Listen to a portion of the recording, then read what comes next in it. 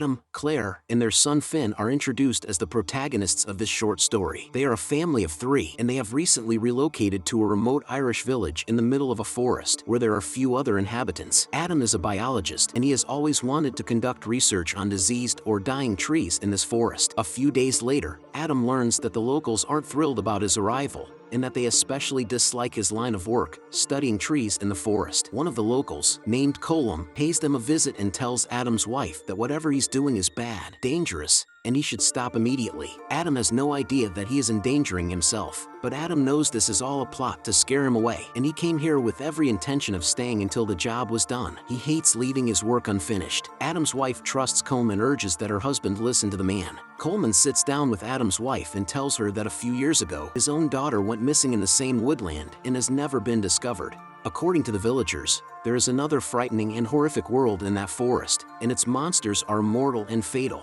Strangely, even if you can't see them, you can still feel their presence. However, these monsters don't kill people unless humans harm them. There are many legends about these creatures, and many people have tried to study them, but none have survived. Mr. Colum is concerned about Adam and his family because of this. When Mr. Combs' daughter went missing, he didn't believe the stories either. Although Claire is shocked to hear this, Adam persists in his disbelief of the police officer's claims that many weird things inhabit this woodland and they should leave. In the evening, Adam returns home from a trip to the market with his child, where he was surprised to find that the villagers did not find him likable at all. Claire recalls that there were big iron rods attached to the windows of this house when they first arrived, though it is not clear what happened in the house before they arrived. After passing out in the trunk of the car, Adam wakes up to find himself trapped in while his son continues to wail, and a terrifying noise can be heard as someone climbs onto the roof in an attempt to unlock the trunk.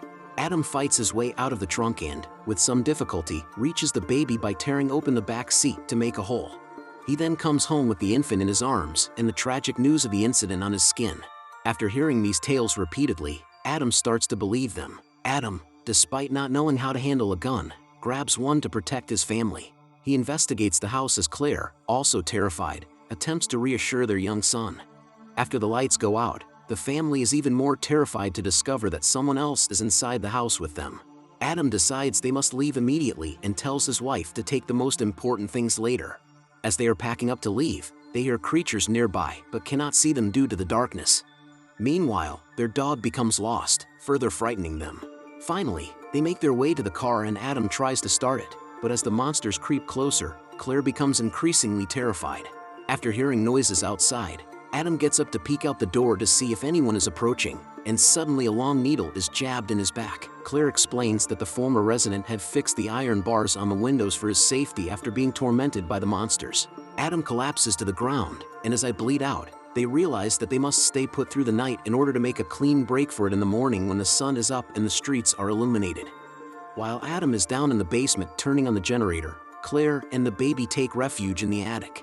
Adam keeps trying to start the generator and notices a strange change in himself. He becomes ill and collapses. At this crucial moment, the monster is about to stick the same needle in the woman's eye. However, after the light from the generator is turned on, all of the creatures vanish at once, and Claire is safe. Even though Adam's eyes and skin are slowly changing into those of a monster, he is still partly human and manages to be rational now that the house is in full light.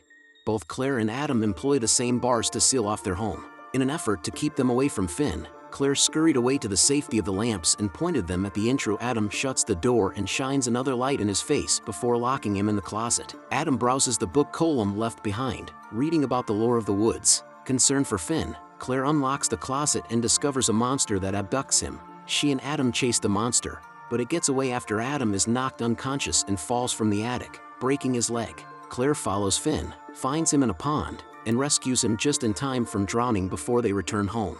Now that he's awake, Adam mends his leg and assists Claire with Finn. Adam starts to doubt that Finn is who he says he is and starts to worry that the Hallow creatures have kidnapped Finn. Adam and Claire get into it, and Claire stabs him before taking off with Finn.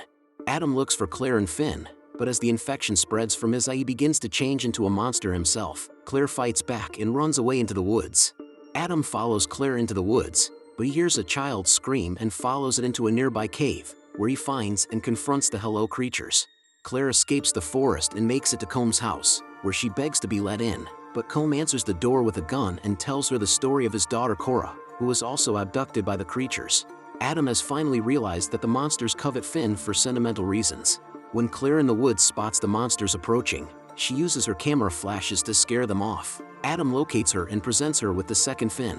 When dawn arrives, Adam sees the changing Finn lose consciousness as peacefully as if he were sleeping, before being gruesomely destroyed by the light of the sun. He tells Claire that the one she is holding is a fake and will burn as soon as it sees the light of the sun, and he keeps the creatures away long enough for her to believe him. As the credits roll or return, Claire sobs uncontrollably over the loss of her spouse. The scene shifts to the forest as a tree-laden truck pulls up to a clearing, suggesting that a logging firm is at work. Before the screen goes dark, we witness the fungus on the trees and how it spreads to numerous other logs. Then, the Hallow comes on the screen, screaming. If you enjoyed this video, please subscribe and enable notifications to receive more content like this.